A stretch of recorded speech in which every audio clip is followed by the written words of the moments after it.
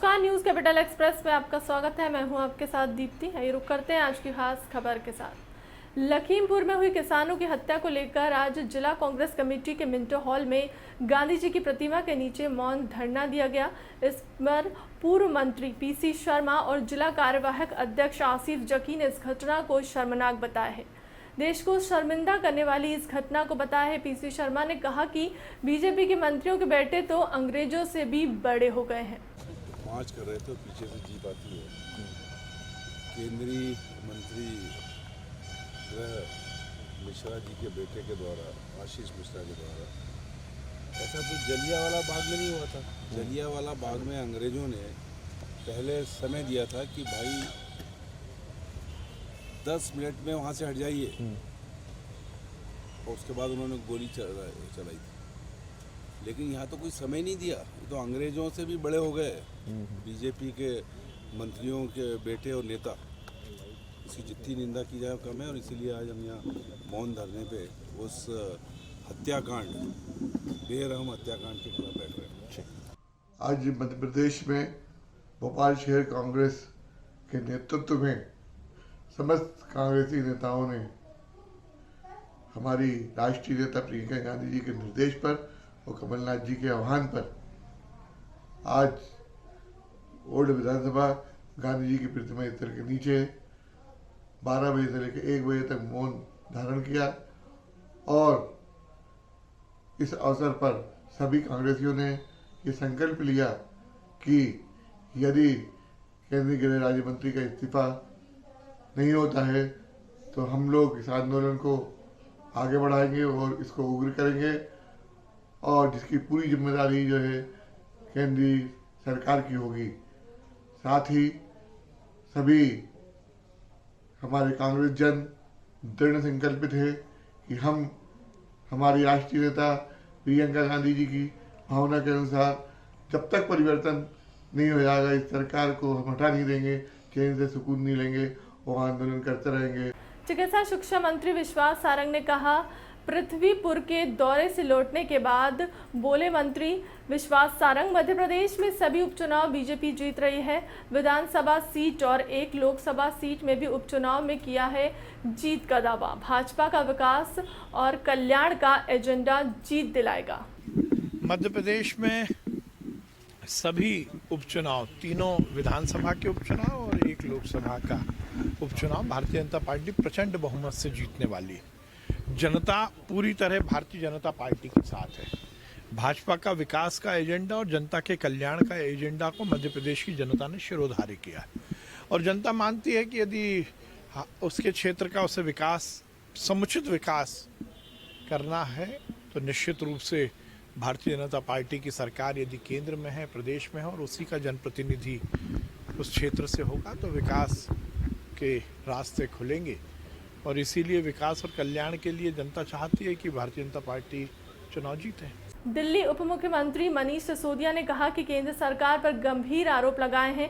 कोयले की कमी को छुपा रही है सरकार। केंद्र सरकार एमपी यूपी दिल्ली की सरकार केंद्र को लिखा, लेकिन सरकार बता नहीं रही है। दिल्ली की सरकार ने लिखा, दिल्ली के मुख्यमंत्री जी ने केंद्र सरकार को लिखा, आंध्र प्रदेश के मुख्यमंत्री ने केंद्र सरकार को लिखा, पंजाब की सरकार कह रही है, यूपी की सरकार कह रही है, गुजरात की सरकार भी कह रही है कि साहब पावर कोल का क्राइसिस है, राजस्थान की सरकार कह रही है। कई राज्य सरकारों ने बताया है कि वो किस तरह से पावर कट प्लान कर रहे हैं। ये भी सूचनाएं आ रही हैं कि उत्तर प्रदेश सहित कई जगहों पर पावर प्लांट बंद हो गए हैं। मैं लेटेस्ट देख रहा था 6 पावर प्लांट के बारे में तो न्यूज है कि वो बंद हो रहे हैं कोल क्राइसिस की वजह से, और केंद्र सरकार कह रही है कि कोई क्राइसिस नहीं है। इसका मतलब केंद्र सरकार क्राइसिस को हल नहीं करना चाह रही है या केंद्र सरकार के पास कोई समाधान नहीं है। अगर हल नहीं करना चाह रहे, समाधान नहीं है, तब भी तो पहले क्राइसिस को स्वीकार तो करो। आप सिर्फ इसलिए क्योंकि कुछ राज्य उठा रहे हैं, आप राज्यों को झूठा साबित करने की जिद पे अड़ जाते हो कि नहीं राज्य गलत कह रहे हैं, राज्य गलत कह रहे हैं, मुख्यमंत्री गलत कह रहे हैं, अरविंद केजरीवाल जी गलत कह रहे हैं। इससे कोल क्राइसिस तो खत्म नहीं होगा ना। आंखें बंद कर लेने से कोल क्राइसिस खत्म नहीं होगा। मैं हाथ जोड़ के केंद्र सरकार से अपील करना चाहता हूं कि इस क्राइसिस को समय रहते समझिए। ये राज्य सरकारें, इतने सारे जो मुख्यमंत्री आपको लिख रहे हैं, ये हवा में नहीं लिख रहे हैं।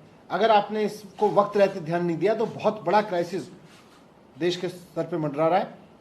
और ये भी कहना चाहता हूं कि सरकारें सहयोग से चलती हैं। सरकारें इस चीज से नहीं चलती हैं कि राज्य सरकार अगर कहे कि क्राइसिस है तो आप बोलो कोई क्राइसिस नहीं है, बंद करो, बकवास कर रहे हो। इससे नहीं चलती हैं सरकारें। थोड़ा सहयोगवादी रवैया लेके चले केंद्र। अगर देश के सामने कोई क्राइसिस आ रहा है तो राज्य सरकारों और केंद्र सरकारों को सबको मिलकर उसका प्लान बनाना चाहिए।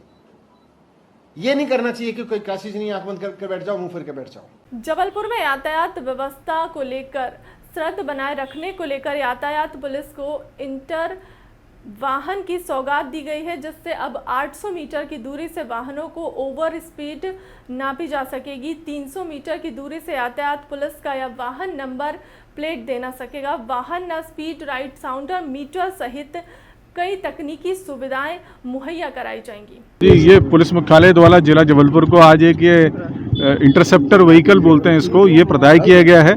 ये जबलपुर की ट्रैफिक के लिए और स्पीड कंट्रोल के लिए मील का पत्थर साबित होगा।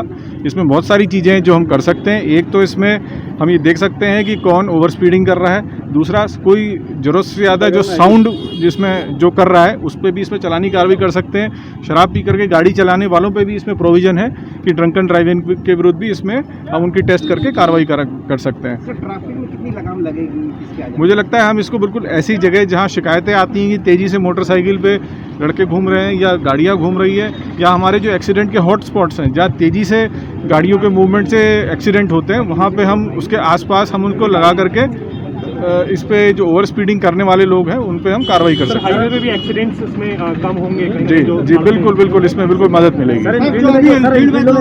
फील्ड में जो सर इस समय साउंड का बड़ा वो चल रहा है जी, नहीं इसमें साउंड का भी प्रोविज़न है। ये इसमें साउंड भी, ये जो डेसिबल लेवल है वो भी इसमें ट्रैक हो जाता है। तो जहाँ कोई भी व्हीकल अगर ऐसा कोई ज़्यादा साउंड करके चल रहा है तो उस पर भी हम इसमें कार्रवाई कर सकते हैं। सर ये सिर्फ जबलपुर में बस शुरू हुआ कि और भी शहरों में? और भी शहरों का है, लेकिन जबलपुर में हमारे यहाँ एक नई एक व्हीकल मिली है जिसका कि मुझे लग रहा है कि जबलपुर के ट्रैफिक के लिए मील का पत्थर साबित हो। कितनी गाड़ी मिली अभी फिलहाल जबलपुर? अभी फिलहाल अभी एक ही है।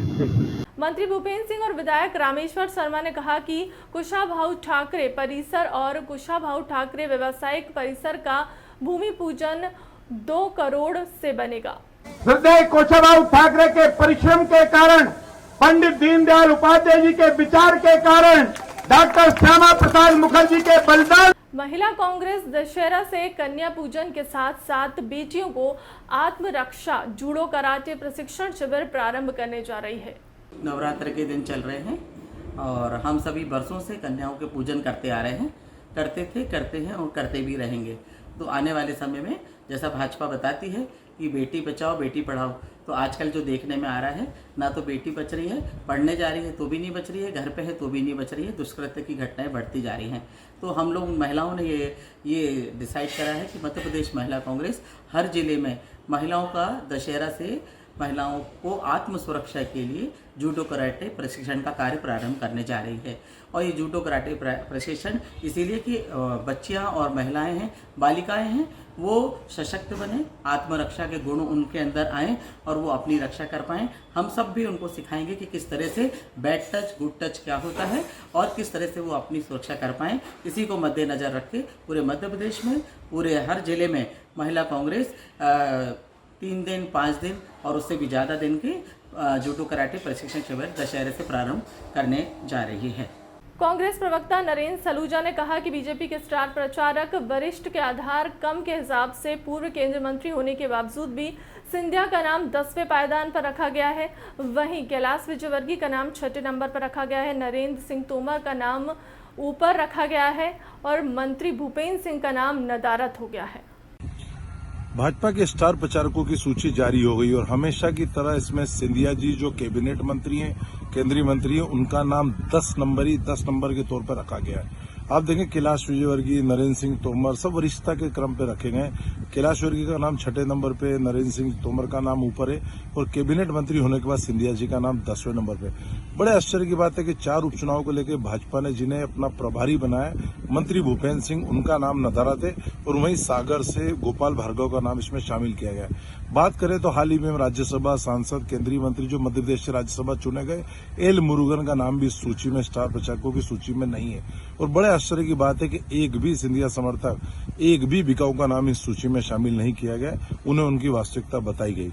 तो भाजपा की जो स्टार प्रचारक सूची है उसमें सब थके हुए और सब जिनका चेहरा जनता नहीं देखना चाहती, जिनका चेहरा देख के उब चुकी, ऐसे लोगों के नाम शामिल हो चुके हैं। इससे समझा जा सकता है कि दमोह का परिणाम यहाँ भी 4 उपचुनाव में दोहराया जाएगा और चारों सीट पे कांग्रेस की विजयी होगी। फिलहाल के लिए अब तक की खबरों में इतना ही। देश दुनिया की तमाम बड़ी खबरों के लिए बने रहे न्यूज़ कैपिटल एक्सप्रेस के साथ। नमस्कार।